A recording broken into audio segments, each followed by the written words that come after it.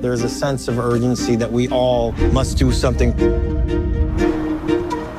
We shouldn't feel defeated. We can do it. Perpetual planet means protecting nature as if our lives depend on it. We have to keep hope alive.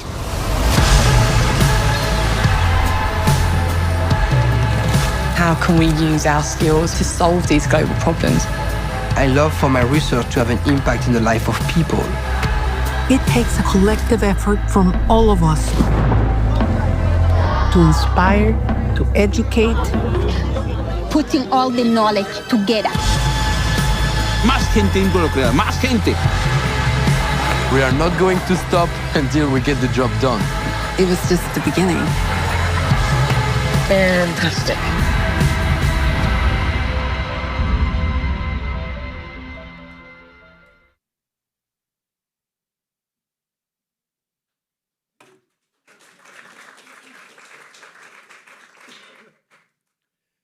Good evening, and welcome to the second edition of the Don Walsh Chronicles Ocean Exploration. First, I want to thank our founding sponsor of World Oceans Week at the Explorers Club, Rolex. In the very beginning, 9 years ago, Rolex took a chance on us. They've been with us ever since, and they've done a great job, and they've helped us evolve this program every year a little better, and a little better. And I would also like to extend our gratitude to the evening event sponsor, and that is Schmidt Marine Technology Partners. They too have been with us a long time, and I think that we have a lot of things to cover. There's a couple of housekeeping items. One, the silent auction is still online and it is open, and there's some incredible items, particularly the trips that they're offering this year. Brittany Barbazan's done a great job aggregating and coordinating all of that. I'm sorry?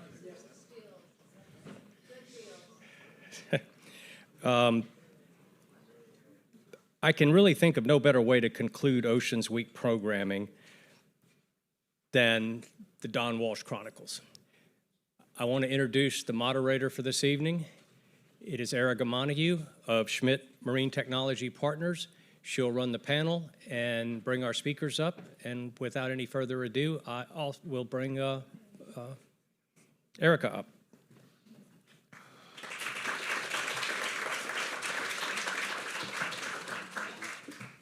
Hopefully we'll fix this box here. I have to apologize on behalf of the speakers. They had to put this here for me. A little shorter. So seafloor mapping is critical to our understanding of the deep sea currents and tides, marine life, optimization of marine transport and shipping, development and maintenance of our underwater communication cables, and much, much more. But seafloor mapping is rarely discussed in public. Why is that? Many of us have heard countless times, we know more about the surface of the moon than we know about the bottom of the Earth's ocean. So what is to be done about this conundrum? What opportunities lie within the seafloor mapping? Well, you, my folks, you're a lucky audience tonight. For one time, one night only, you get to be around to hear this assemble of illustrious group of experts and explorers to answer these questions for you. We've had a lot of exciting talks to get through, and I'm going to steal one of Josh Bernstein's comments from Monday night to say that my job is to keep the train running. So our program is going to work like this. We're going to hear presentations from 4 different Explorers Club members tonight about the history, the future, the science, and the outcomes of seafloor mapping, followed by a short panel discussion and a toast to the amazing Don Walsh. So to kick it off, we are going to start with Commander G. Mark Miller, who will give us a brief history of seafloor mapping. Commander G. Mark Miller is a 20-year veteran and distinguished service of NOAA commanding, managing, and operating small and large vessels. Through his time in the marine science community and research community, Commander realized one of the biggest barriers to ocean exploration in the research community was ship access. Ships were either too expensive, not the right fit, or not available. The problem inspired Mark to create Green Water Marine Sciences Offshore, or GMSO.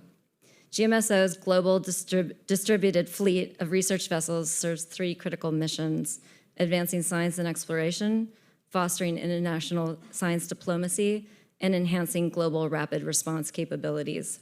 This previously privately owned research fleet empowers scientists, explorers worldwide, and with affordable access to research platforms driving groundbreaking discovery. So please applaud, and Mark's coming up right here. Thank you. Oh, let me move this for you. You will not need this.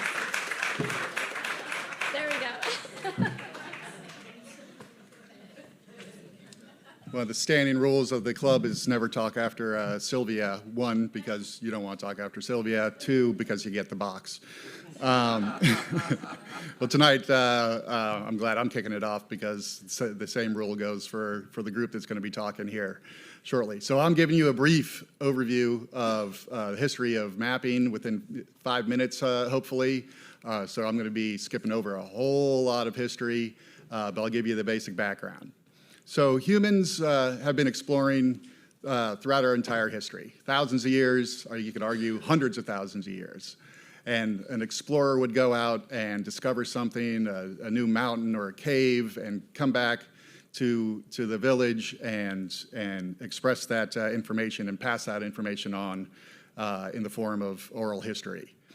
In the ocean, it might look like something like sail west, take a kayak west for a half a day, and you'll find the fishing grounds. So that was the first maps, if you will, of the ocean. Then time progressed, civilization progressed, and tall ships started plying the sea. So now we have that age of exploration. So now vessels are going all over the world exploring, and as they discovered new inlets and new parts of the ocean, they would begin to sound it. And that would normally look like, at the very beginning, a captain in his logbook would make a little drawing of the harbor or wherever he is, and then put soundings in. And that would be collected by long line. So literally a line with a weight at the end of it, throw it over the side, see how deep it goes, and then pull it back up. And that's where you get that reading. Also, note of interest is the term fathom comes from the arm length as they're coiling back up the line. So it could be very not a precise measurement, if you will, depending on, yes, if Erica did it, would be vastly different depth than if I did it.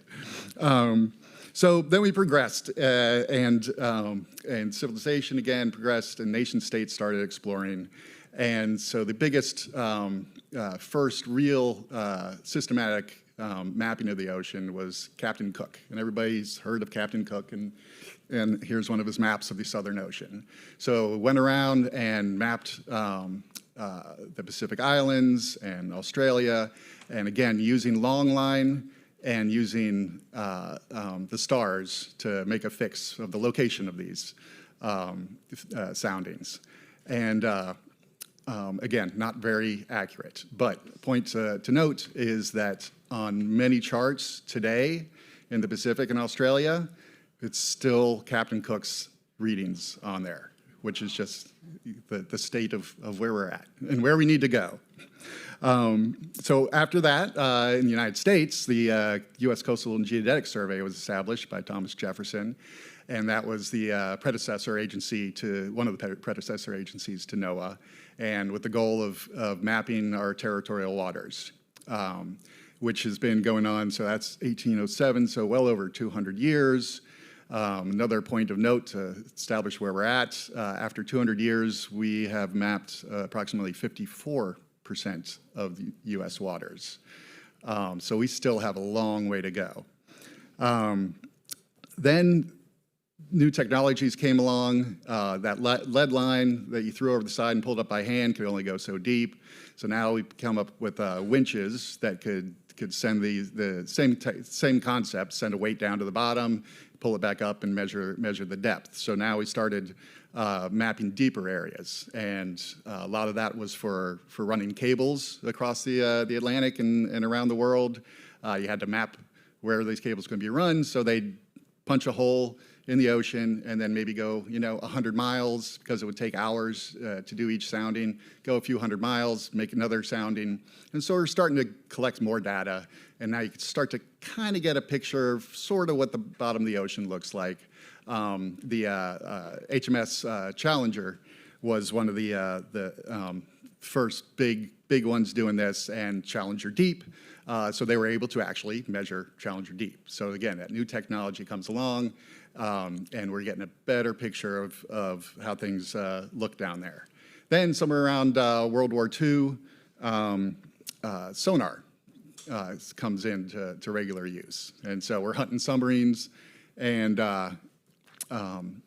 that technology was developed a lot for that purpose. But now, instead of just punching a single hole, I got one of these. How do you switch? Oh, there we go. So instead of punching a single hole in the ocean, now we're getting transects. So now we get a solid line going across wherever these vessels are collecting data, and which rolls right into wonderful Marie Thorpe and her first real attempt at a world ocean map. And so Marie was able to take all this historic data, going literally through logbooks of captains back in the old days, and the Challenger soundings and all the other ones like that. But she was also able to get, as you can see in the upper part there, this like long transect. So great. So now a continuous line, an individual line. And so she put that puzzle together and came up with the world map at the bottom of the ocean. The biggest discovery, arguably, of what the work she did was that mid-Atlantic ridge. And so with a scant, tiny amount of data, we're talking like 0.001% of ocean bottom coverage, she was able to come up with mid-Atlantic ridge and realized what it may be, and that spurred on the concept of continental drift. Kind of a big deal, with just a tiny bit of it changed the whole dynamic of geology studies on the planet. So then, now we get closer to today. So we've lots of soundings from these single beam sonars, and then technology develops in the 80s and 90s. We get new technology, multi-beam sonar. And so now the multi-beam sonar, as opposed to trying to color in the entire bottom of the ocean with a pencil, now we could use a paintbrush. And so you get a 3D picture of what's down there in real time. And so that technology really allowed us to move forward, to collect more data and complete data of an area. So that single point, if you dropped a lead line right here, you're gonna miss the whole lectern, right? Now you're gonna see the whole picture as you go across it. So with these new technologies and then satellites, so satellites have been well developed now to map shallow waters. Depends all on the clarity of the water, is depending on how deep you could get, but it can see through the water and give you a good solid mapping of that.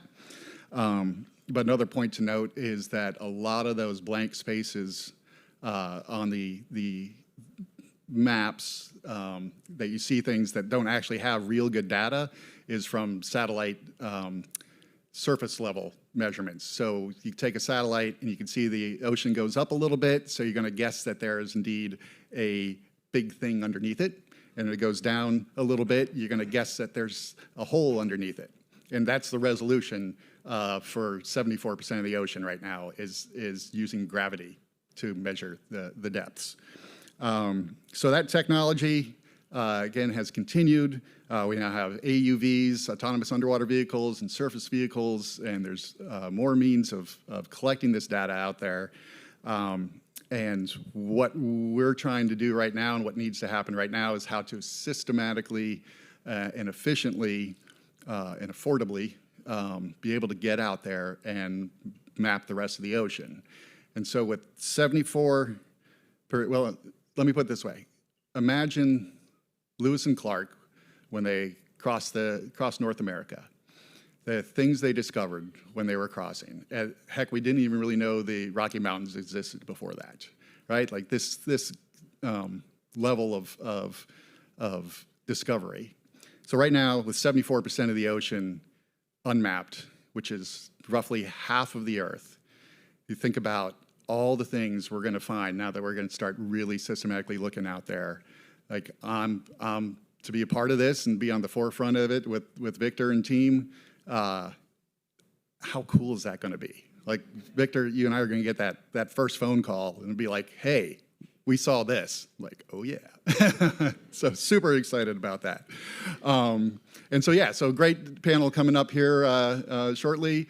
I have the honor of working with Victor right now and trying to figure out how to map the oceans efficiently, and Vicki, how to manage the data and how best to navigate all the other aspects of it and the politics behind it and everything that goes along with that.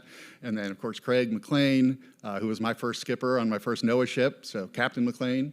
And so we've been working with him for 25 years, something like that. And then as he moved forward into NOAA headquarters as the chief scientist, I got to work with him a little bit there, too. So there, I believe I just covered the entirety of, I'm sure I offended many people that have passed away years ago, but there we go. I'm excited to hear what's happening tonight. This is going to be a great panel and see what happens in the future from what comes of it. Thank you.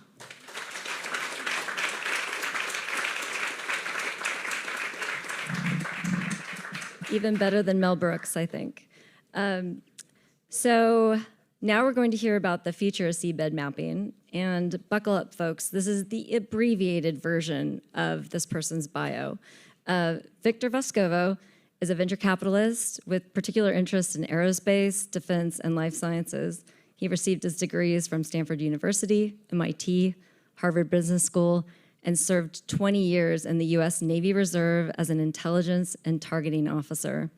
Victor is also an accomplished mountaineer and a member of the Explorers Grand Slam and the 5 deep dives, with repeated dives to the ocean's deepest point, Challenger Deep in the Marianas Trench. Not once, but 15 times. Yeah. And so if that's not enough to convince this audience that he may have some insight into ocean mapping, Victor also discovered the deepest shipwreck in the world, the USS Samuel B. Roberts at 22,600 feet, and managed to map close to 1% of the ocean over a 4-year period with his research vessel, the DSSV Pressure Drop. So please welcome Victor Vescovo.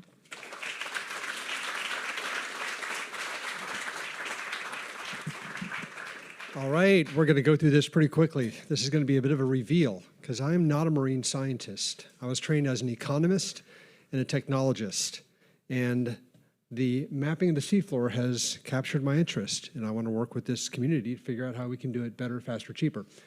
I'm going to talk 3 things quickly. Traditional mapping, very briefly, because Mark covered some of that. A potential new solution that I think may help crack the code a little bit better than we have historically. And then finally, what's in store for the future. This is a map from JEBCO. The green areas are the areas that we have mapped to their satisfaction. All the black areas are areas where we have pretty much nothing. So, traditional mapping, the big issue, and this is going to be very unpopular, but I'll say it again, there is no money in mapping the ocean. Unless you're looking for oil and gas, you're fishing, or you're cruising on the surface for entertainment, there is no major commercial interest in mapping the seafloor. Universities, academia, governments, yes, they want the data, but those are inconstant and unpredictable sources of funding, as people are finding out in spades right now. But there is no commercial interest. And that means it has to be incredibly cost-effective to map the ocean to get any kind of good, sustained philanthropic or even commercial interest. Okay, these are the big areas that we've discussed, which Mark alluded to. There are echo sounders, which just do point measurements, multi-beam, which is great, but it's slow. There's satellite, but it's imprecise. And then there's something new, synthetic aperture, which may get you a little bit better in shallow water that you don't get in the deep sea. The problem is it's a very complex environment. It's opaque, and there's a big difference between trying to map the deep ocean and mapping the shallows. It's a very complicated problem. I like complicated problems. Okay, this is what you get with satellite mapping. It's just not good enough. I'll save us a lot of time by just saying, no, it's not good enough. Satellites ain't gonna do it for you. Trust me, I've looked into this for 2 years. I cannot figure out a technological path to get satellites to map the seafloor. So far, it can't be done. Unfortunately, radio doesn't penetrate water.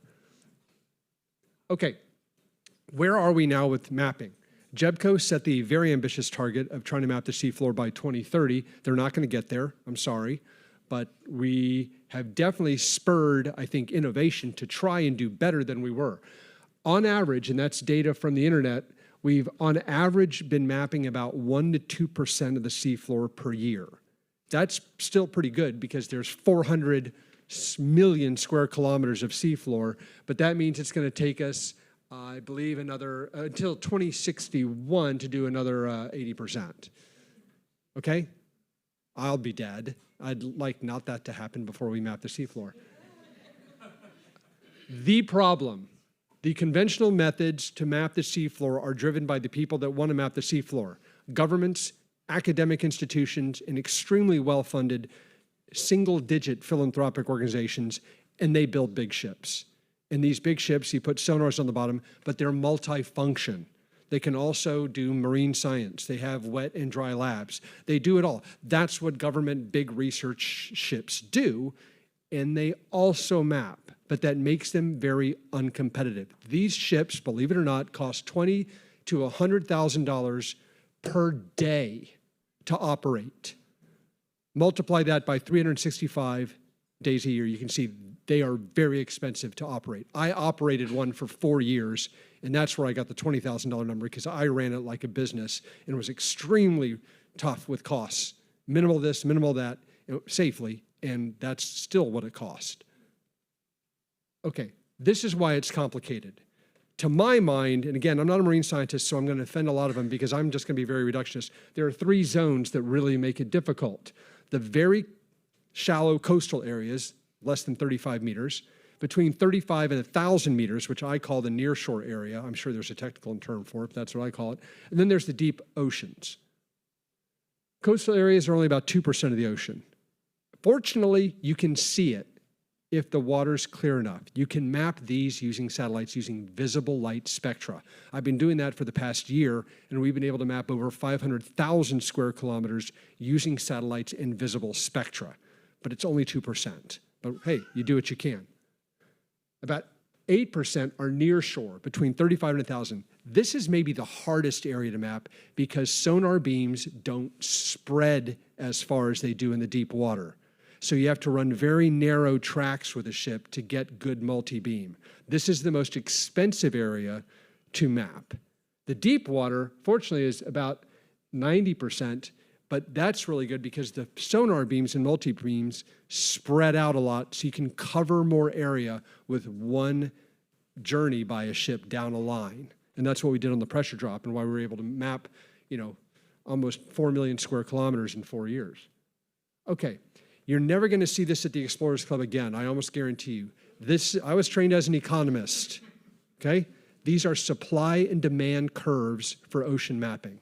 I've never seen one before, so I tried to construct one. This is trying to show the supply that you get of ocean mapping based on cost, and then there's the demand of how much people want depending on the cost. The dotted line, if you were paying people $30 a square kilometer to map the seafloor, you'd get a hell of a lot of supply. I would go do it and make millions. The problem is the demand. The governments and academia that fund ocean mapping are not going to buy that much. They'll buy a tiny bit for the things they're really interested in, that special seamount or that special canyon. They'll pay 30 or 40 bucks a square kilometer to do that, but it's tiny. Where the lines meet are where we are now.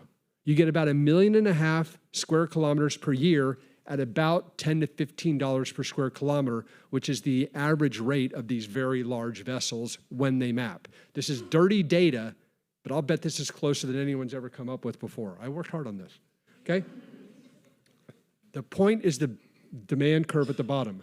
The big question is, where do you get the inflection point on the demand curve? This is the real world of economics. Many things work like this. The deployment of solar power followed this curve. It wasn't until it got down to a certain point that you had this massive explosion of solar power installations. Where is the inflection point? I think it's around $4 or $5 a square kilometer. But I think if it's below that, yes, the price will be so low that even governments and academia will go, yeah, we'll spend $1 million to get 1 million square kilometers. Sure, that's a bargain compared to what we used to pay. That's the theory. Okay, I want to get it down that low.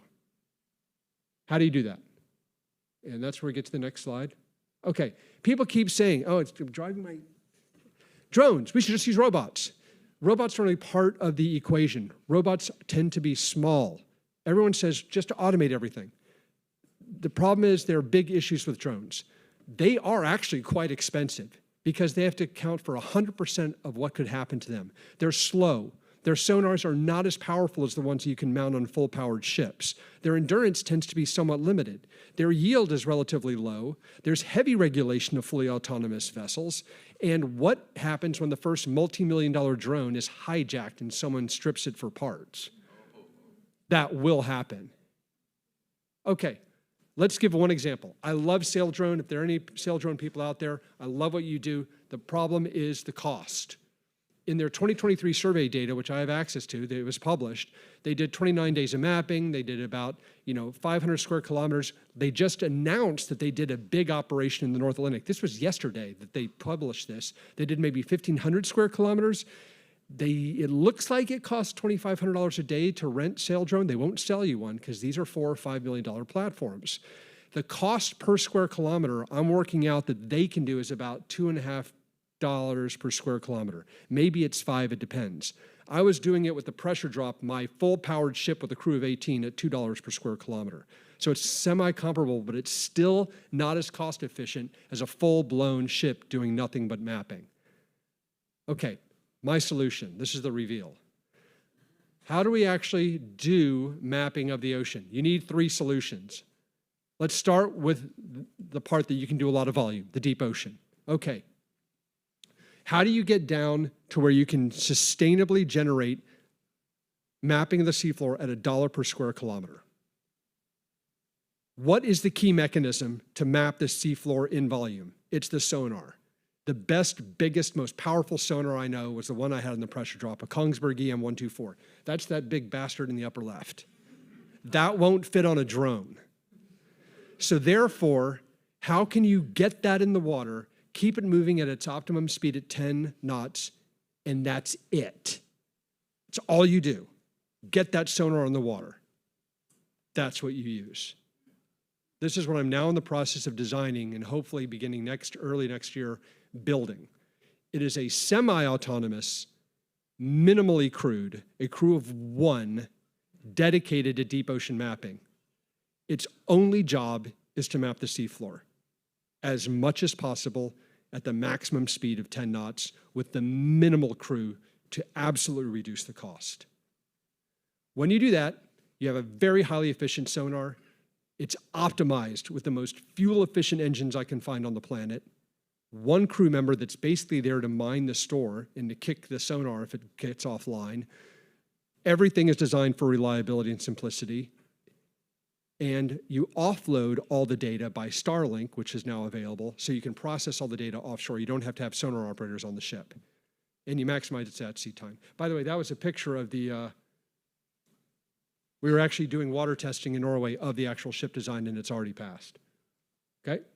So when you do all this, the theory, working with Mark at Greenwater and working with some other people in this room, get it out on the ocean 85% of the time, 23 meter, that means you can have a single captain on board that can sleep. You'd have semi-autonomous operation to alert if there's any danger.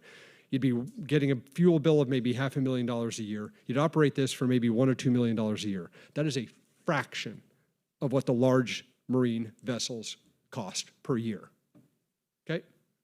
This is math. You need to pay attention to math. Math and money are what make everything work. No money, no mapping. So on the left, you can see the cost structure for my own ship, the pressure drop. 42% were crew. Another 15 to 20% were things related to crew. The food, the travel, everything else. On the right, this is what the ocean mapping vessel would do. It'd be 1/20th the crew cost. It would be 1/20th the food and drink budget. It'd be 1/8 the port of call cost because you wouldn't have to go into major ports to get people on and off. Administrative, insurance, 1/3 or 1/5. In general, it would be 1/7 the cost to operate of a large vessel with the exact same yield because of the sonar. So at 10 knots, the vessel at 85% of the year mapping, we believe could do 2+ million square kilometers per year. That is 1 to 2% of the seafloor. That would be 3 to 7 times more than any conventional ship. So assuming one vessel could do 1.5 to 3% of the seafloor per year, that means we can add another 50% of the seafloor mapped with one ship in 17 to 33 years. That's a big improvement. If we had just 3 vessels, we might be able to do it in a decade, if the math all works. Maybe not seabed 2030, maybe seabed 2040. Okay, now real quickly, I'm going to go through the others because you can't ignore the other areas. What about the other areas? I think the only way to do the nearshore area, because I actually looked at using the ocean mapper to do the nearshore areas, the cost goes up by 25 times because the beam just doesn't spread. You don't get the yield, and it's still a reasonably high-cost solution. What do you need? You actually do, in that case, need an ASV, an autonomous surface vehicle, but it needs to be a hell of a lot cheaper than a sail drone. It would basically, because sail drone only moves at 2 to 4 knots, it can only map 25 square kilometers per day. You need 10 times that much to make it work. So therefore, I'm now in the process of trying to figure out with other people, how can you build a really cheap ASV with a minimal sonar that could map the near shore? That's a gas tank on the upper left. You need a 2,000-liter gas tank with an engine and the minimal sonar, and then just put it out there for 2 or 3 weeks at a time. Maybe it looks like this, maybe not, but I want the best hull form possible to get the most efficient movement through the water to keep the fuel bill down. This vessel does not exist yet. We have to build it. Otherwise, we can't economically map the nearshore areas. And finally, the coastal areas. Like I said, we've got satellite mapping. This is Conarchy off of Guinea. This is actually, we did this in the last 3 months where we mapped the coastal area because the water wasn't too turbid, and we added, 10, 20,000 square kilometers of mapping data like in a month. But we're going to run out of these very nice areas to do that with, but we'll do what we can. And then finally, people go, well, why not use airborne drones or underwater drones like AUVs, underwater? They're so slow. These things are really good for pinpoint precision analysis of the seafloor and mapping, but they're not good for economical, broad area mapping the ocean. So, what's the future hold? Okay, first job is to build this ocean mapping vessel. Like I said, I'm hoping to begin construction at the beginning of next year. It'll probably take 1.5 years to build, and then put it through sea trials with Mark and his team with Greenwater. And the sonar will be handled by University of New Hampshire with my good friend Larry Mary and his team. And Shannon here in the audience is going to be designing the automated sonar system on board. But what it really comes down to, got to build it, got to operate it, got to show them the mapping with the data and the economics. I believe that once we do that and once we show mapping, I'll get to this, at $1 per square kilometer or so, there'll be a lot more demand. So another way to do the near shore, you might be able to use what we need technically in the future. I need a synthetic aperture sonar that actually isn't so damn accurate. It can be broad, it can be coarse, but have a wide beam spread. So I'm going to be hopefully talking to Kraken soon. Can they build me a synthetic aperture sonar that is not that precise, but it will at least map to JEBCO mapping standards? That technology also does not seem to exist, so we got to invent that. So I'll end with this, what we need financially. I'm willing to fund one, but if people want to kick in the operating cost of this vessel, I would not kick it away. It'd be great if government or academia could step up, or other philanthropic organizations. They'll spend multiples of this on their own ships, Schmidt, and it would be great if there were other buyers of this exact same hull and operating it, because for the price of a $5 or $6 million ship and $1 million per year, we could double or triple the amount of seafloor mapping that we're doing and make a big dent in it. Ocean X. Anyway, that's all that I have. Thanks.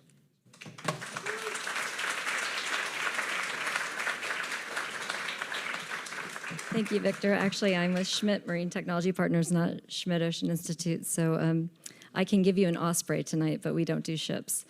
So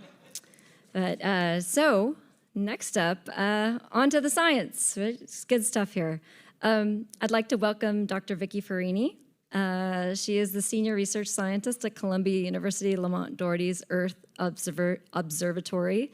Her research focuses on mapping techniques to understand the processes that shape the seafloor in a variety of environments. She has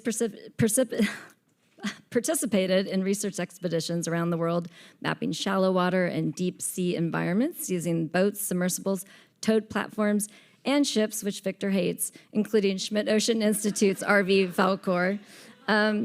But most of her work is in the field of geoinformatics, and it is focused on ensuring that high-quality marine geoscience research data is made available to the science community and to the public. Vicki is head of seabed 2030, Regional Center for the Atlantic, which now is maybe seabed 2040, I think, in the end. And Vicki is also very active in ensuring that the next generation of ocean data specialists are diverse, active, and informed. I'd also like to add, in addition to many things, that she's an absolute wonderful person to be around, and her mom's in the audience, so be nice.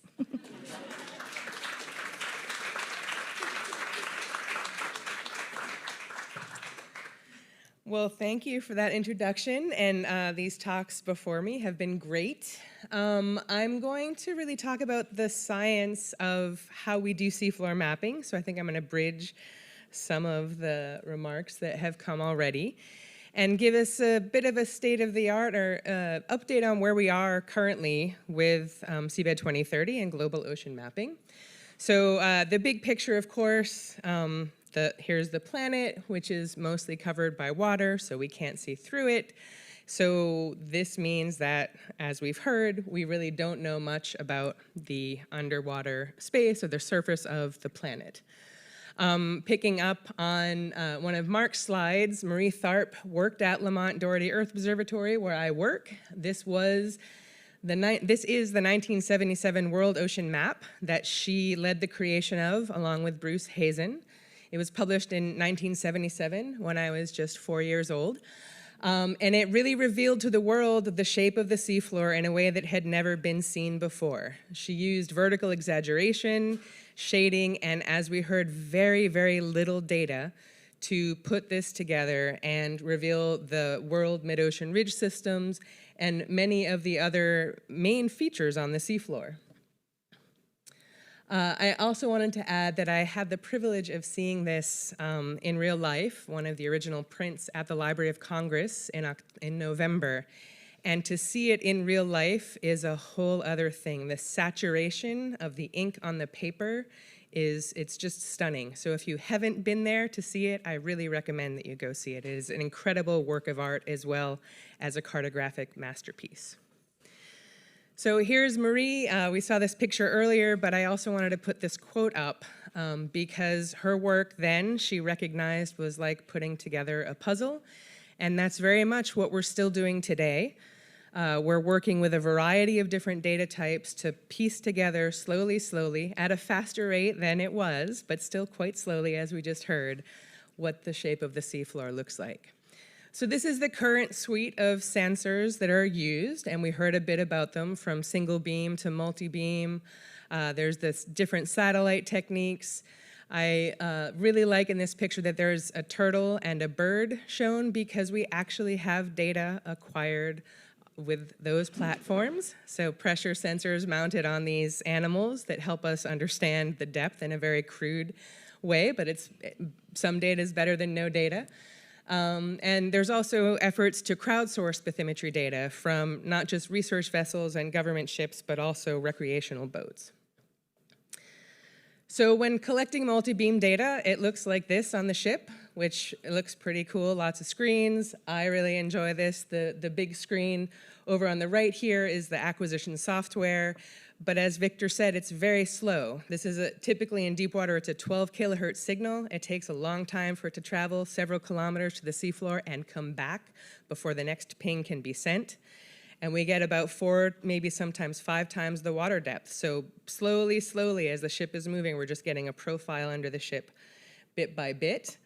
The other really important thing to remember here with any of these platforms, especially on the surface of the water, is that the ocean is really dynamic. And so the ship is moving around. There's all these other factors that we have to monitor, the motion of the ship, to be able to back that out and put the soundings in the right place.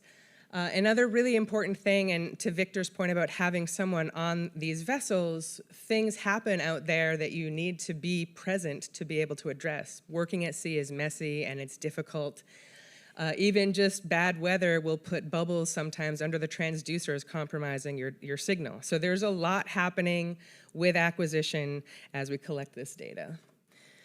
The transformation of the data into products is also another bottleneck in the process. In a perfect world, the data is clean and it just plots up and we have these beautiful maps. And in the real world, that's not the case. There's still a lot of human effort in here in this process.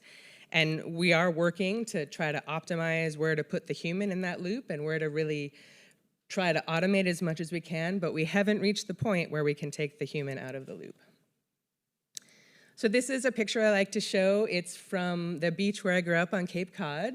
This is about 1 meter of water depth, and these are some ripples that I'm sure you've all seen something like this at the beach.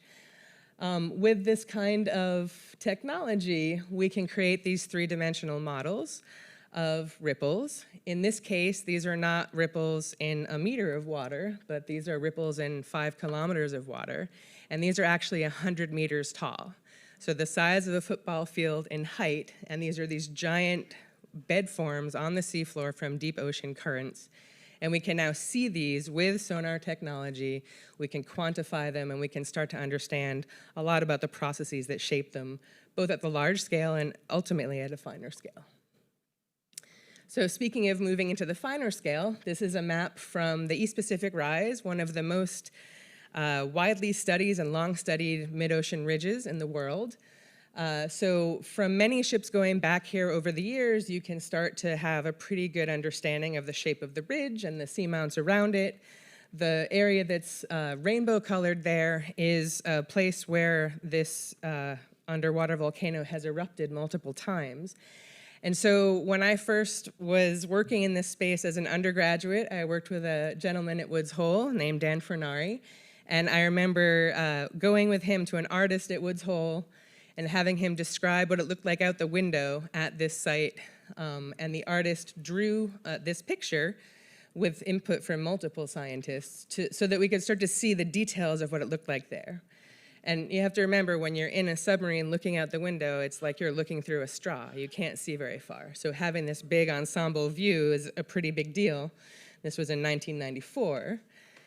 So if we fast forward to more different kinds of platforms that don't have people, but they have a variety of sensors on them.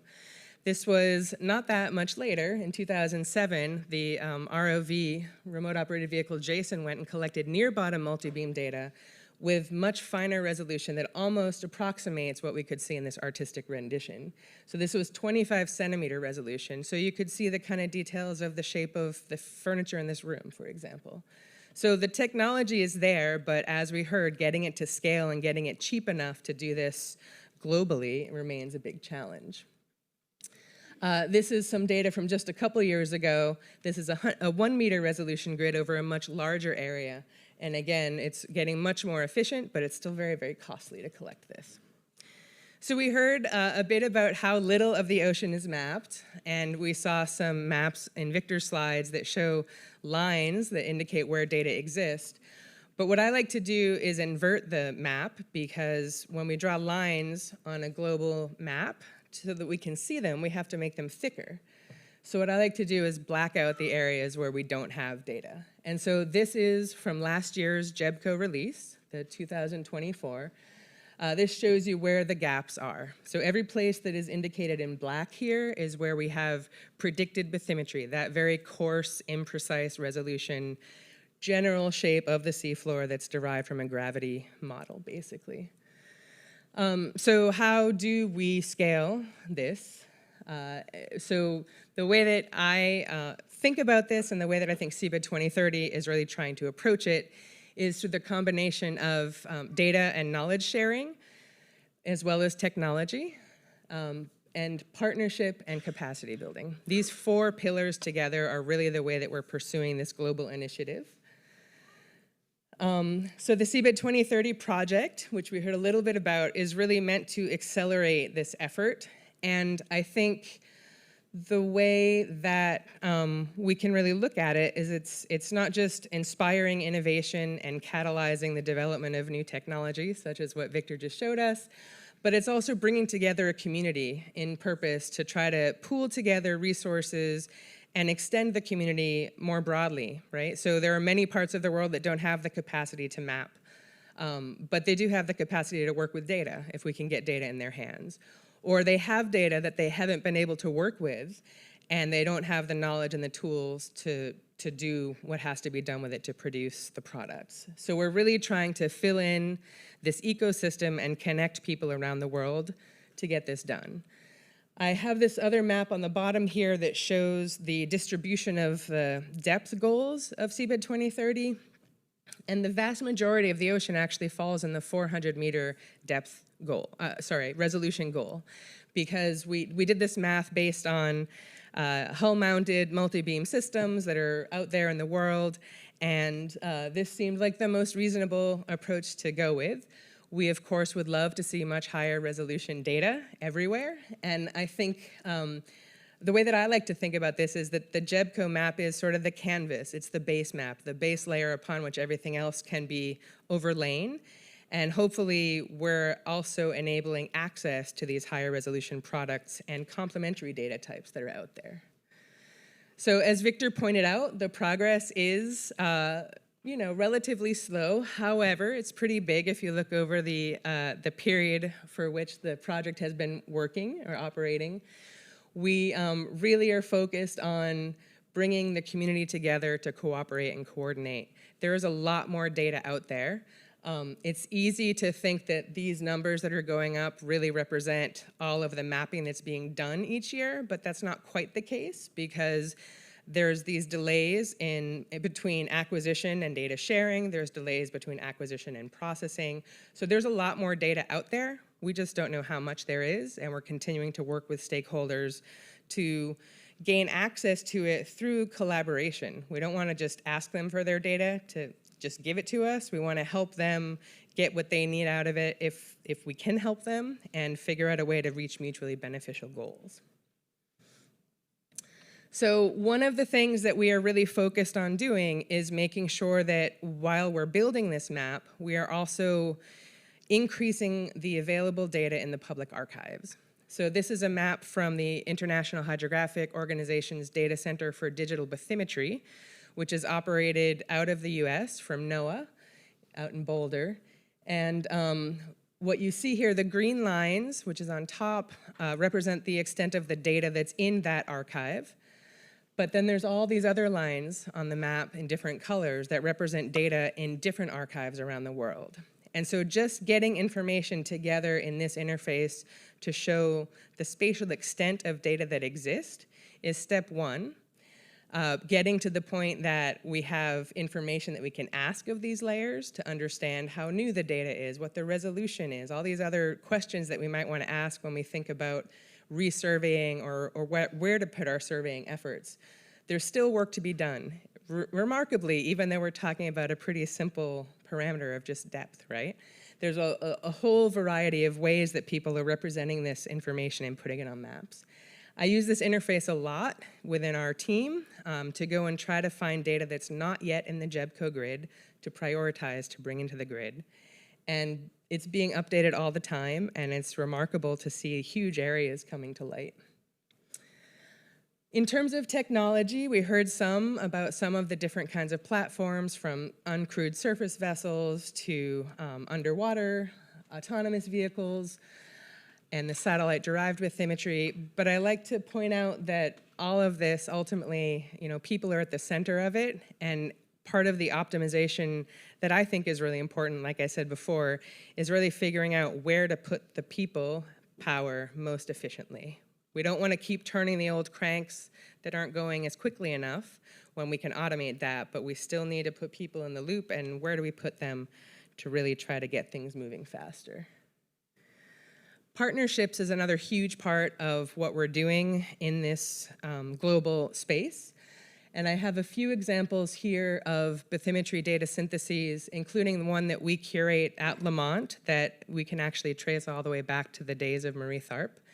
So there's been work going on to compile data for decades at Lamont, and I'm very proud to be able to lead that effort and leverage those tools for the Seabed 2030 project.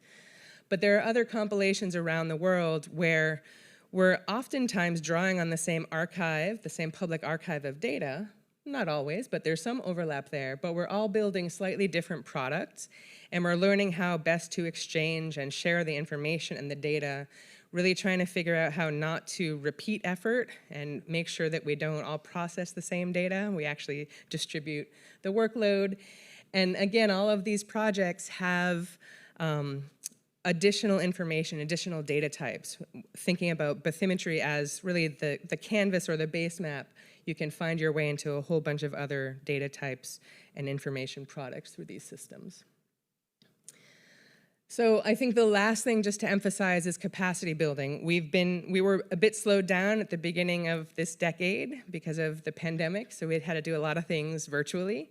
But we are now full steam ahead, really going out and engaging with communities around the world, bringing them the data products that we're making available, the experience and the knowledge that we have from working on these kinds of data sets and data problems for many years, helping them work through the data that they have, that they haven't been able to process or integrate, and also just identifying with them and from them what the needs are. Do they need sonar technology? Do they need access to platforms? Do they need to be connected to people who are passing through that might be able to, with a cruise of opportunity, collect data for them? There's a lot of pieces that really just haven't fully been connected that could help accelerate some of this work. And I think ultimately building this global community will be one of the most impactful outcomes of this initiative. So with that, I'll just end by saying the beginning, because there is so much more that will come after we build this map. Thank you.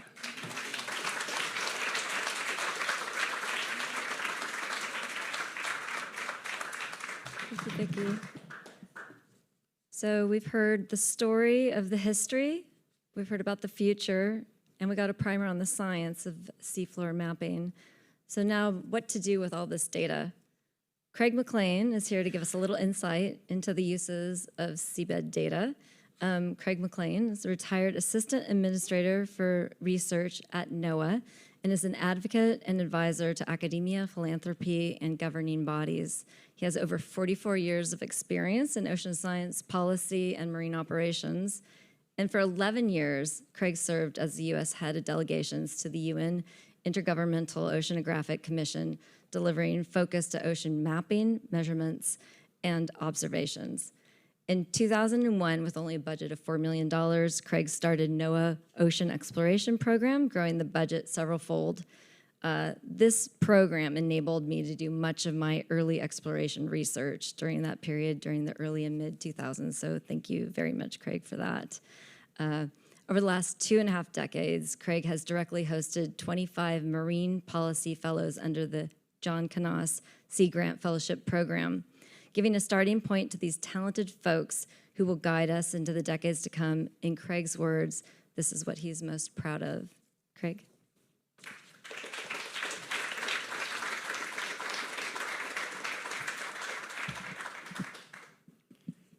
I appreciate the incorporation of that comment about the fellows. And several of the fellows that I was able to host are now fellows of the Explorers Club and also National Geographic Explorers. They've really gone far and farther beyond what I could possibly do. I'm honored to be with this panel. I think we've each had professional associations and opportunities to work with each other before. What I'd like to do is to give you just a little bit of a snapshot as to who uses ocean mapping information. And some of it's obvious. How many boaters in the room? Okay. And we got some ship people as well. How many people here use internet through submarine telecommunication cables? Of course, everyone. So, right, we all benefit from that. You can go right down a list of so many things, but the users of ocean mapping don't realize that they're the users. Just as the people who use the ocean measurements from the scientific enterprise that is deploying autonomous and human-occupied or man-based, human-based systems, most people don't realize where that information comes from. Your weather forecast comes from the ocean. If you like your 7-day weather forecast, thank an oceanographer. It's not just the meteorologists that are doing it. So the composite components that go into so many things that we use and take for granted every day start with an ocean map. They start with the basics of an ocean map. So what went originally from, as Mark was reminding us, just the navigation prowess of an early nation, the United States, 1807. We have to have competent navigational charts to bring commerce into the early and young United States. Fast forward to the war times where new technology is built and developed without the inspiration of people like Victor, who have please don't be offended, a reckless imagination to break the bonds of where we have been and take quantum leaps forward, which is typically what governments do, just incremental gains, because innovation is often left to the private sector and to the broad minds. We wound up with just incremental gains from the 70s using World War II technology. I was on a ship in 1983 with NOAA using something called side-scan sonar, which had been around from 1965. Doc Edgerton at MIT. Took us till 1983 to get that into operation inside of NOAA's hydrographic surveying.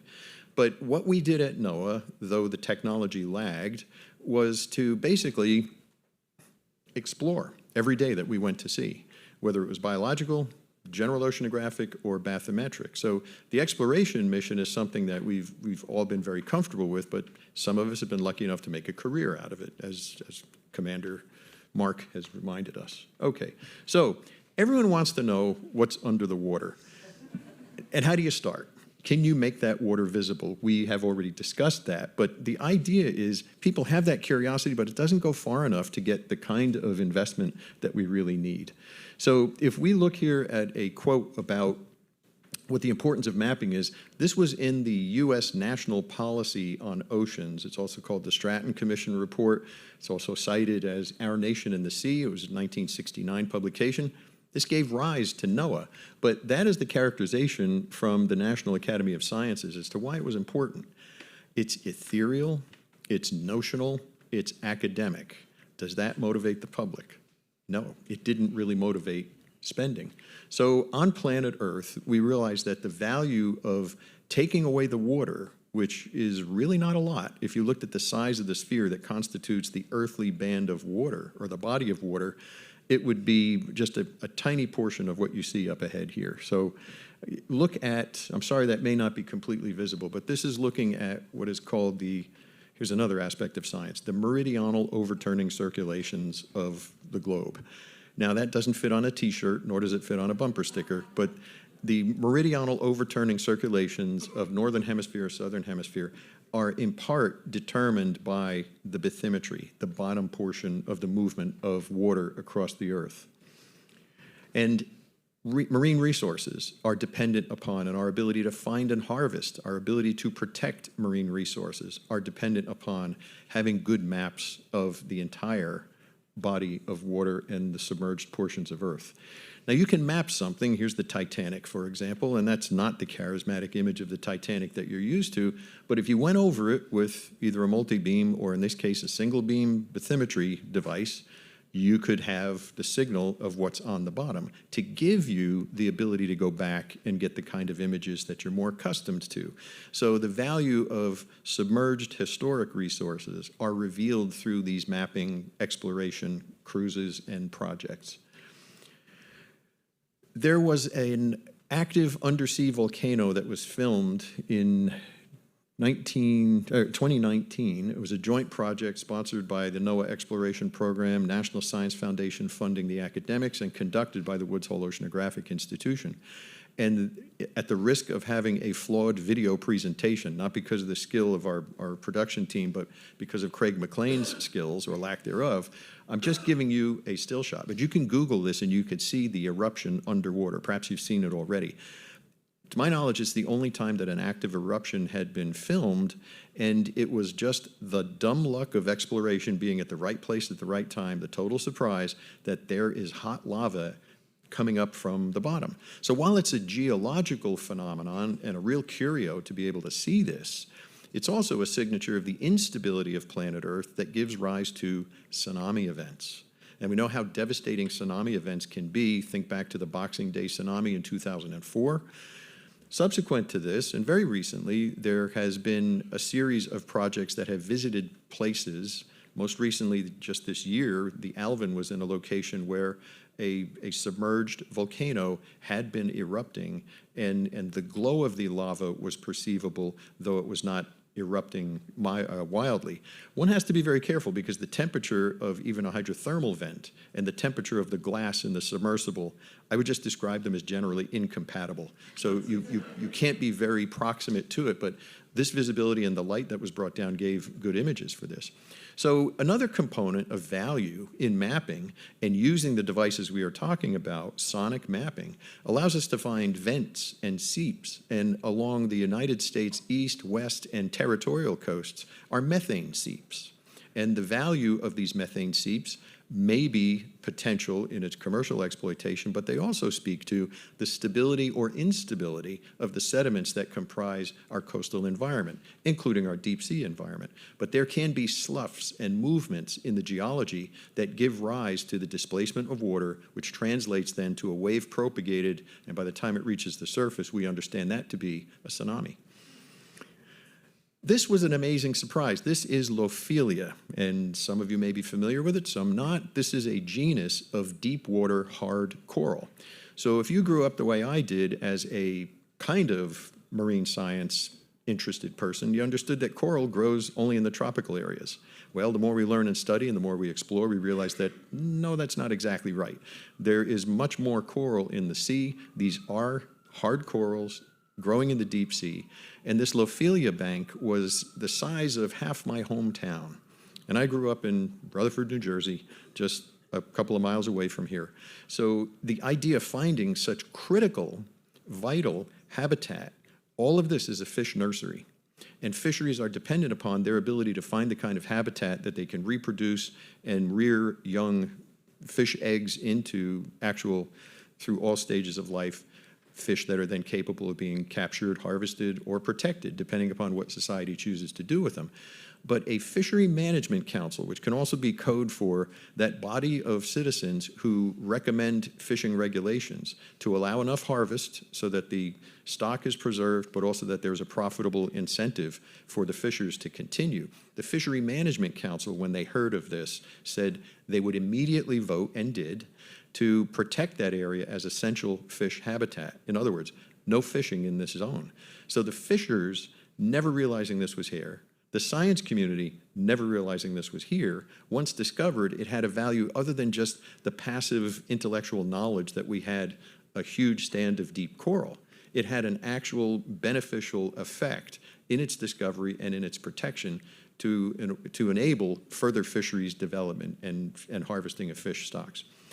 Well, we know that the military is very concerned about ocean mapping, and at least 2 submarines in the public record have been known to have recently, unfortunately, in the case of one of them, loss of life, in the second instance, significant injuries. But without the knowledge of the roughly 30,000 seamounts that are estimated to be in the Pacific Ocean, not being mapped has a price to pay for the security of military operations and also for the security of the people who are sailing on these vessels. It's not just shallow water or shoal water that can constitute a hazard to the mariner. So here is an eye chart for you, but I wanted to break this down a little bit more in terms of who and where. And without feedback, if I can step away from this, I'm going to stand in front a little bit if I can. Thanks, Alex. So if we look at the definition of mapping, it's a loose term, but just to draw your attention to, in law, in United States law, what is mapping? Seafloor characteristics including depth, topography, bottom type, sediment, composition, and distribution, underlying geological structure, benthic flora and fauna, critters, animals, plants, the likes. So that's what mapping is. You can distinguish it from the legal definition of exploration and also characterization. So here is, in one shot, what the law tells us for this NOAA program that I was introduced as having been able to be the first director, and also what we do define as mapping. Now, the hydrographic community, the International Hydrographic Organization, the makers of nautical charts globally, they don't include the latter portion of the flora and fauna. They're principally interested in just the depth of water and the physical characteristic, including the sediment type on the bottom. So already we have a conflict where the law is more broadened than what the international standard has been, but I think we're benefiting by having a more broad definition and bringing more information back. So, okay, we've landed on the moon. Why haven't we done this yet? I think Victor's characterization of the economics of this are very telling, but here's the real story. Everybody know what that is? It's lettuce. It's not underwater. It's lettuce. So, the hell is McLean doing showing me a picture of lettuce here? Well, when the exploration program was started, and as Erica said, we started with $4 million as a budget. What square nautical mile should I go and ask to be surveyed with $4 million, given the cost of ships? During the course of that first year, we leveraged greatly, and we went to a number of places and just coupled our dollars with other people's dollars. I went to brief the Congress on that and what our plan was, and they told me, McLean, switch to decaf. You're not going to get all that done. I said 8 projects that we'd get done with $4 million. So also that same first year, I wound up going to NASA, and we had a joint seminar. We called it the Link in honor of Edwin Link, a man of the sea and a man of aviation, to join Sea and Space and to discuss how we could do this, bringing the technologies of each to each other. And I toured a lab that was growing green leafy vegetables at NASA. Because the astronauts, the desire would be to go to Mars. You don't want to be eating toothpaste-grade food for that long. It's not healthy, so you need some roughage. You need to keep the astronauts healthy. It all made sense.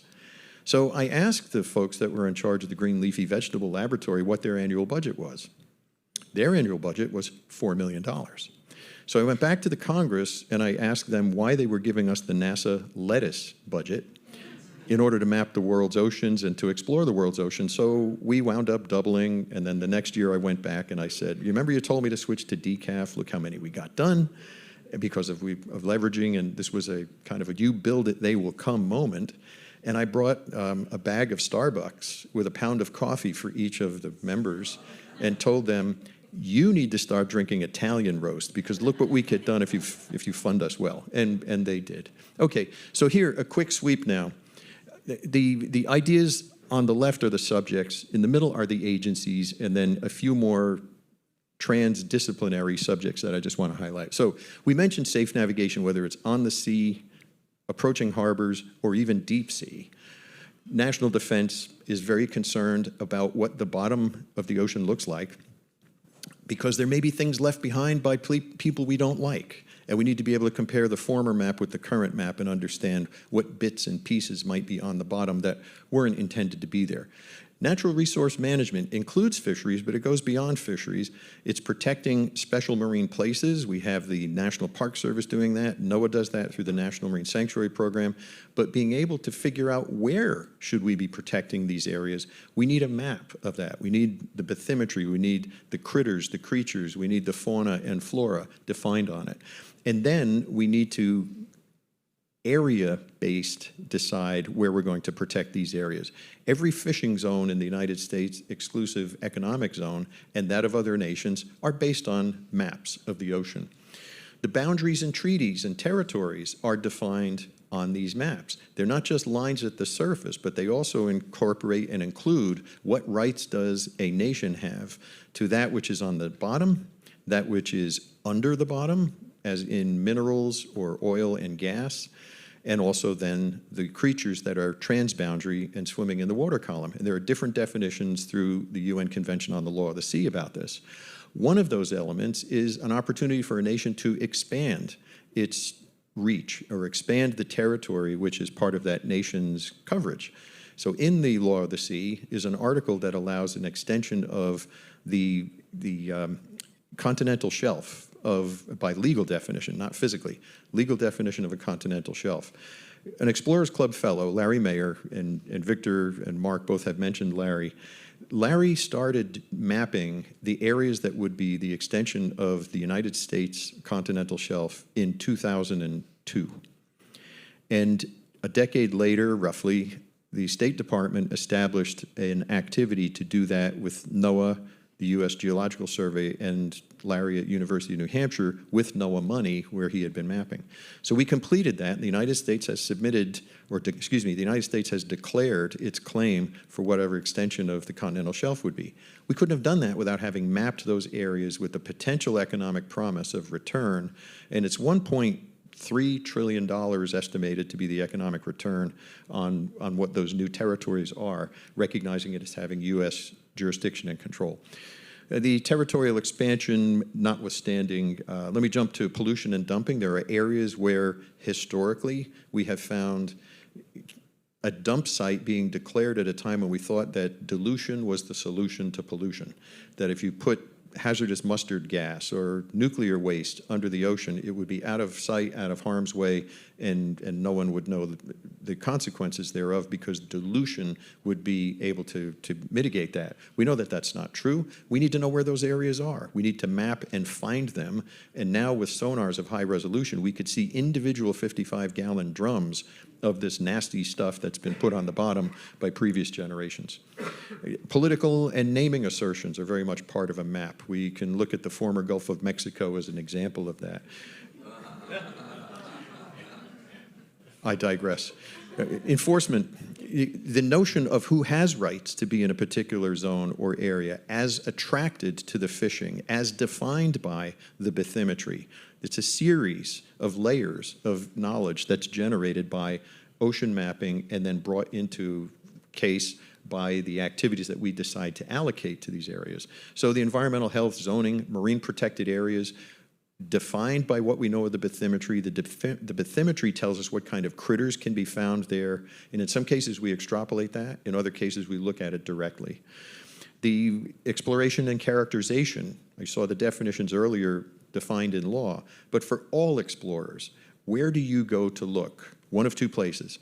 One that's never been mapped before, and we need that, and number two, places that have been mapped so you can go and look based on the characteristics of what have been revealed as to why that's an important place to go look for the new critter, the new species. The richness and diversity of a biological community is generally found in the richness and diversity of the physical structure. It's not the flat open sand that has the most critters, unless you're looking at microbes, but it's more the three-dimensional characterization that we find in the areas that our panel has brought to your attention. So beyond academic study, I do want to mention, this NOMEC. NOMEC, is the National Ocean Mapping and Exploration Committee. NOMEC was established under President Trump, Trump 1. And it was something that we were very happy to see because we weren't seeing very much in the way of advancement of ocean activity, ocean technology, et cetera. And it was something that I thank you, Erica, for mentioning the Sea Grant Fellows. One of my Sea Grant Fellows that I was proud to host, who now is working for OceanX, Maddie Rodrigue. Some of you may know Maddie. Maddie helped me draft the exploration side of this, and then the hydrographic office of NOAA drafted the other half of it. But we actually had signed into a presidential memorandum the requirement to go map the U.S. exclusive economic zone.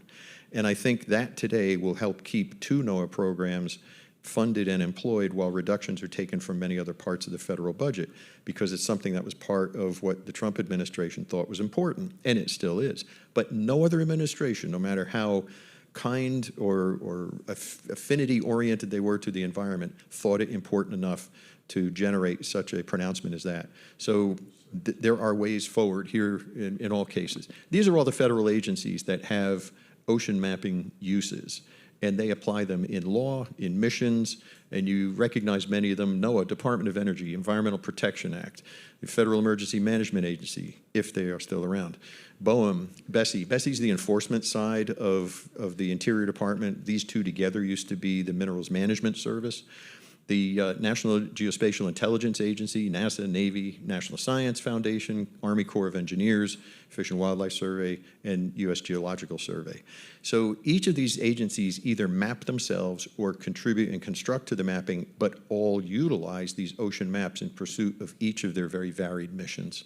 So states and territories are dependent upon the federal authorities to generally provide these maps free and open. If you saw on Vicki and Mark's slides and Victor's slides, some of those areas that aren't mapped, the coast of India and other countries, China, Russia, they would have popped up and you would look and say, well, goodness sakes, aren't they doing any mapping? Well, of course they are, and of course they have, but they don't disclose it. For national security concerns, many countries do not disclose. You saw the United States rich in color across all borders and around all of our waters in the EEZ. Though we haven't finished mapping the EEZ, we don't keep it secret. We make it publicly available to everyone. So the recreational side, you could see some of the ideas that I'm offering to you that are really a part of this and important to it. But let me just mention one, and it goes back to also an assessment of climate-based forecasts. Your insurance rates, your mortgage rates, are based on our understanding of the ocean, the risk that comes from climate change as the ocean is warming, and that understanding comes from, we can go back a number of steps, observing systems or measurement systems that have been put in place, but all of those go back to having a solid, knowledge-based map of the undersea so we know what phenomenon are taking place during the course of each of this. So the important thing to remember is who needs ocean mapping? Interest of time, I'm just going to remind you that you do. Thank you very much.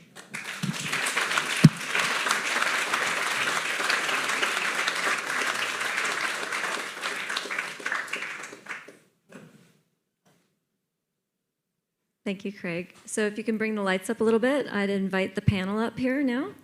So Vicki, Victor, Craig, please.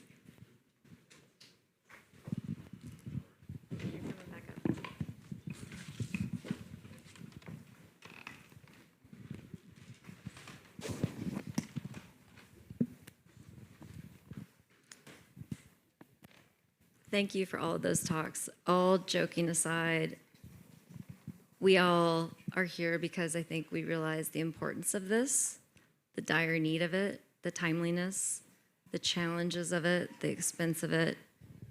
And I think a few of the questions that we might not have completely addressed on are, what are some of the moral hazards around mapping the ocean? And I'd like to start with you, Victor, with the deep sea mining question. Okay, I'll start. There are actually physical dangers of ocean mapping. I don't think I'll ever go back to Indonesia again because I think I've been outlawed. People are very sensitive to their EEZs, and I think there's been a movement in the last 10 years in particular where countries are starting to consider their EEZs 200 miles off their coastlines as de facto territorial waters. Some of the more aggressive states are taking much more aggressive postures and now would inhibit mapping. So there could be some no-go areas in the future. But in terms of moral hazards, deep sea mining has become pretty involved in over the last several years, looking at it from an economic and technical standpoint, not just environmental. Yeah, try and use that one. So I'm not going to go through the whole debate. It's a very complex one, but it comes down to there are only 4 minerals you can get from mining the seafloor: copper, manganese, cobalt, and nickel.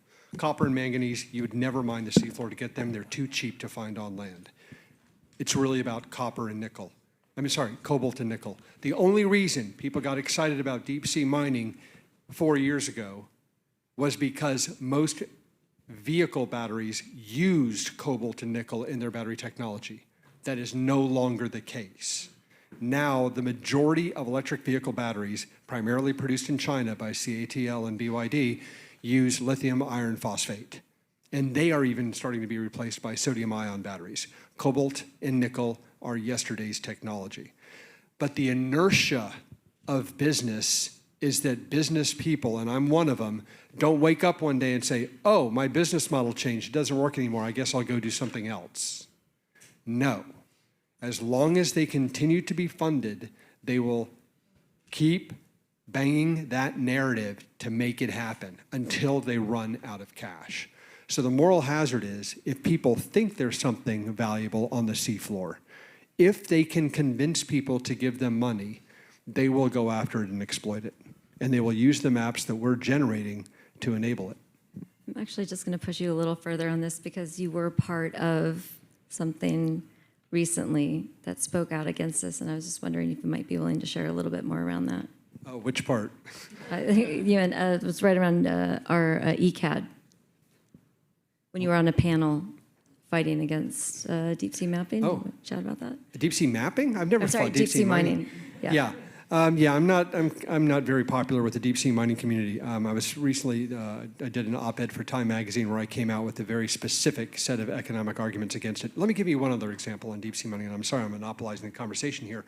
The United States just permitted a copper mine in Arizona against objections by Native Americans, et cetera. But the point is that copper mine will generate 5 times the total volume of copper on an annual basis than the leader of deep sea mining, the metals company, will produce at full production rate. 5 times. It's not economically relevant. At maximum production rate, according to their own published financial documents at the SEC, the metals company will produce less than 3% of worldwide cobalt production, less than 3% of nickel production, and less than a fraction of 1% of worldwide copper production. Yet, it continues to be funded as this cornucopia of resources because people psychologically equate mining the seafloor as picking free money up off the seashore. The depth of deep sea mining is greater than that of the Titanic. I've been to the Titanic. It's under 5,000 pounds per square inch of pressure. Submersibles implode there, and they're talking about putting multi-ton rotating heavy machinery stripping the seafloor to collect nodules, annihilating all life there. That this is even a debate shocks me. Thanks, Victor. So now we'll talk, yes. Thank you for sharing that. So now we'll talk about the wonderment of the deep sea. See, that's why they call economics the dismal science, right? Yes. So I think the deep sea exploration is a lot like telephone, right? Like, hey, there's this cool thing, this cool place, and then you hear it through the next person, and then you go to that location, you kind of probe around and try to figure it out. I myself have been part of that, going down to some of the Oculina and Lophelia reefs, which are absolutely stunning, incredible habitats that we did not know about before. But this is a lot of like poking and prodding. And for anyone that was here last year that saw Mandy Joy's expedition, like hot off the press, right, where she was in the Gulf of California, and they were able to see these smokers, which they put the submersible down, and they were wandering around. She just had this inkling that maybe we should go off this direction to go look. They really didn't know, and they came across the biggest smoker she's ever seen, or I think one of the biggest. And so I'm just curious, and Vicki and Craig, I know you've been part of a lot of research and expeditions. Has there been a moment like that where you went through the sort of telephone chain and then found something absolutely remarkable? And then the second part, how a deep sea mapping would have changed that narrative to be more quickly access those locations? Yeah, sure. So I've been on several expeditions to go to hydrothermal vent fields.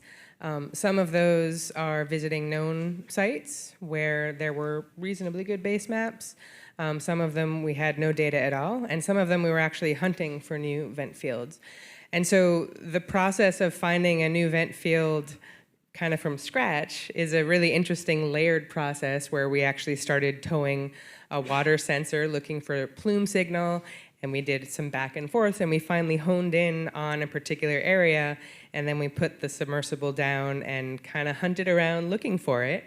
And on that particular trip, this was in the Southwest Pacific in the Lau Basin, we had a multi-beam sonar mounted on the ROV, which this was 15 years ago-ish, so it was still pretty new to have that kind of technology on a remote operated vehicle. And the processing power really just wasn't there yet. So I remember sitting in the control van at all hours of the day and night while the mapping was going on, because I was the sonar geek watching the sonar screen. And I was actually on a piece of graph paper marking out where I thought I saw signals in these profiles. But we just didn't have the kind of resolution that we needed to hone in on these features. So eventually, a similar kind of experience as Mandy's, we went and we found brand new vent fields with brand new structures that had never been seen before, and we mapped them at high resolution, and we explored the ecosystems. And it's just a really tremendous experience to discover this incredible feature on the seafloor with this rich ecosystem, knowing that no one has been there before, and you and your shipmates are the first ones to find it and really start to characterize it and explore what it really means and what it's all about. I had something very similar. It was in the Galapagos Rift, and it was a visit to the original discovery site of hydrothermal vents. And the tube worms were likened to a festival of roses. And when the submersible got down and we're looking out the port, which my head is too big to look out a port with both eyes. I can only get one eye in at a time. So the practicality of putting me in a submersible is, I just liken myself to protoplasm on a journey. I don't know that really I add value, but nonetheless. So the field had erupted and wiped out the original discovery field of hydrothermal vents. And because the original field was named after this beautiful rose, it was thereafter named Rosebud. And these small little tube worms were what we were seeing instead of the richness of a fully developed community of basically tube worms. But can I tell one other quick story? Yeah, okay.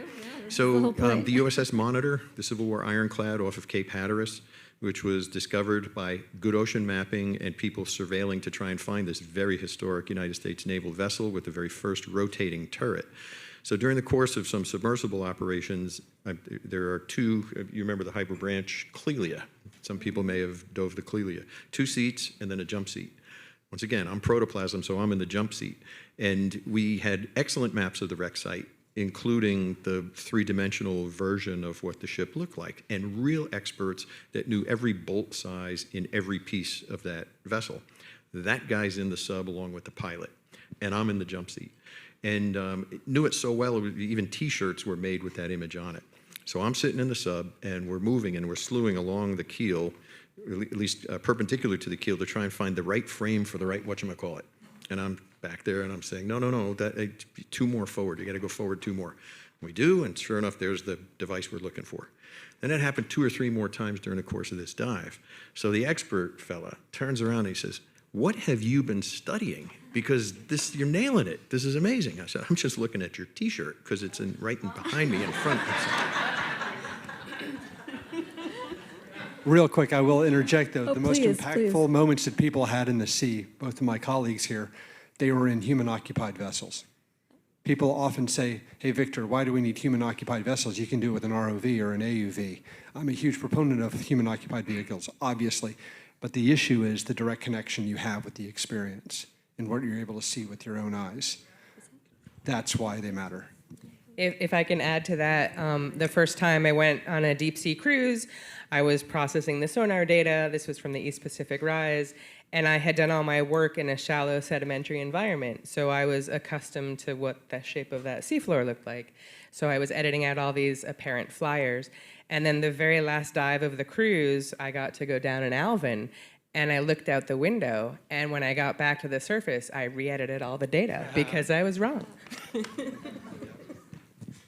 The idea of the human experience is what connects us to the layperson and the opportunity for the layperson, not necessarily the explorer, but the conventional layperson to understand and relate to that experience.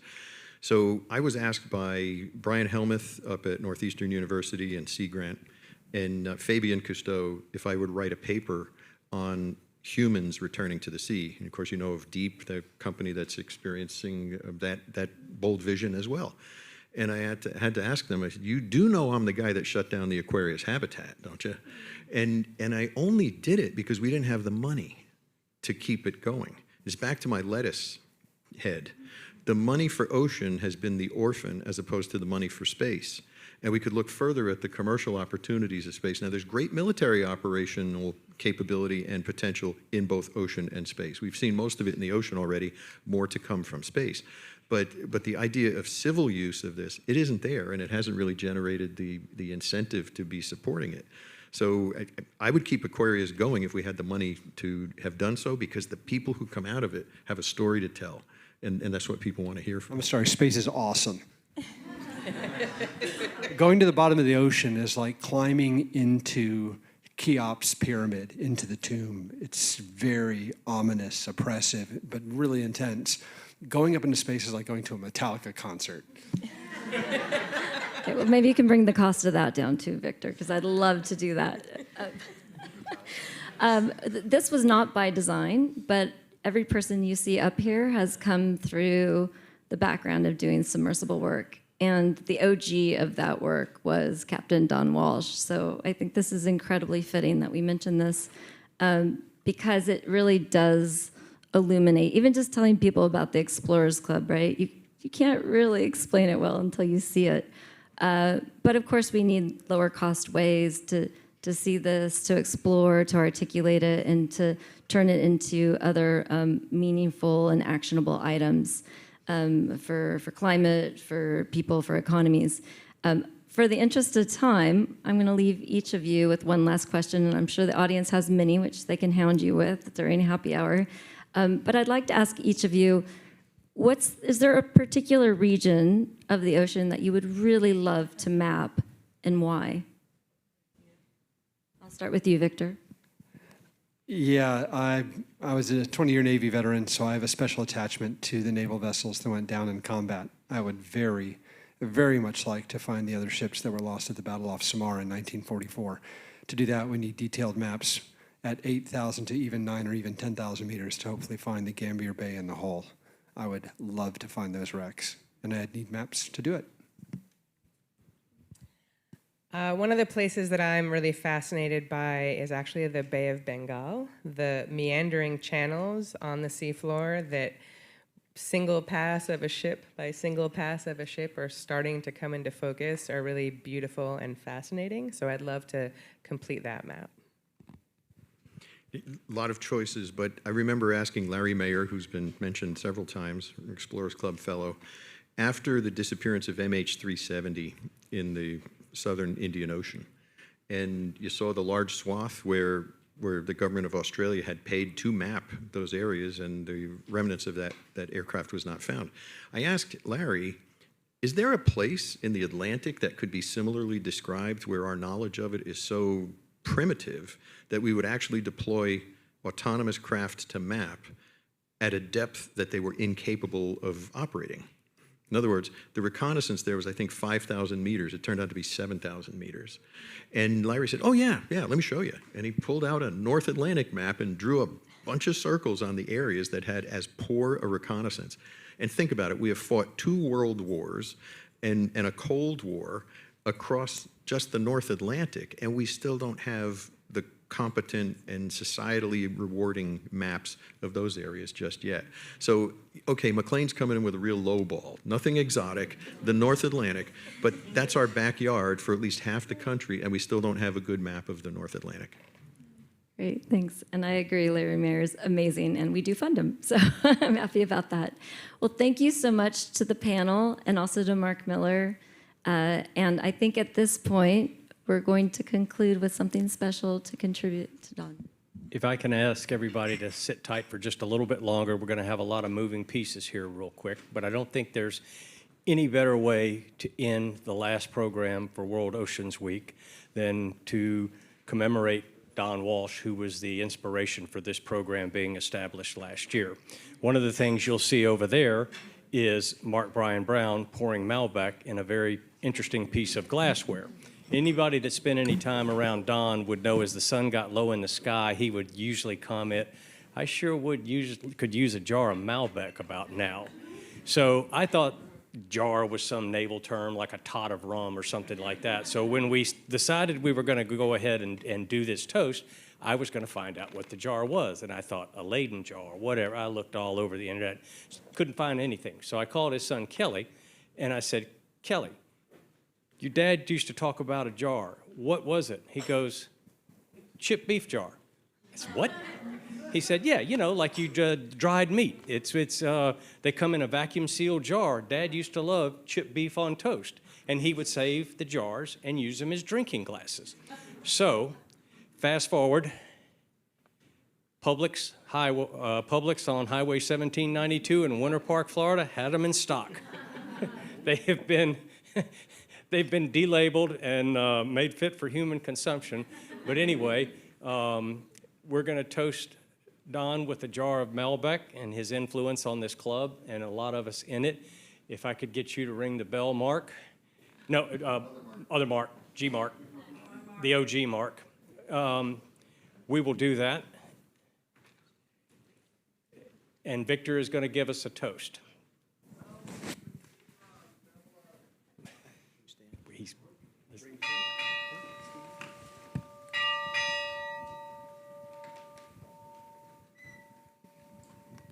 To my friend and the great oceanographer and explorer, Captain Don Walsh, the first with Jacques Picard to the very bottom of our world's ocean. May he rest in peace and keep up the exploration. Here, here.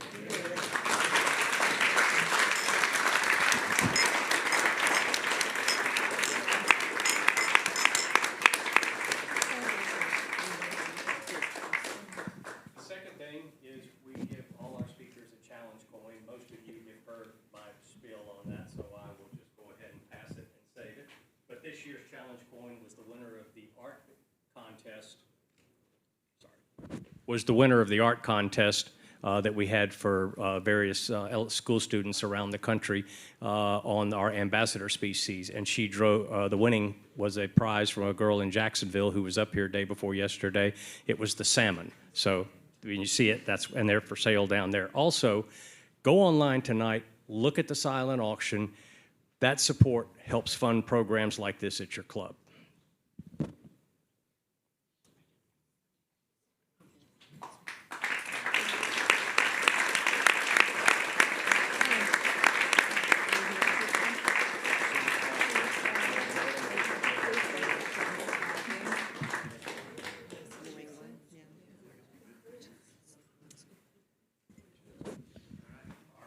Bar's open.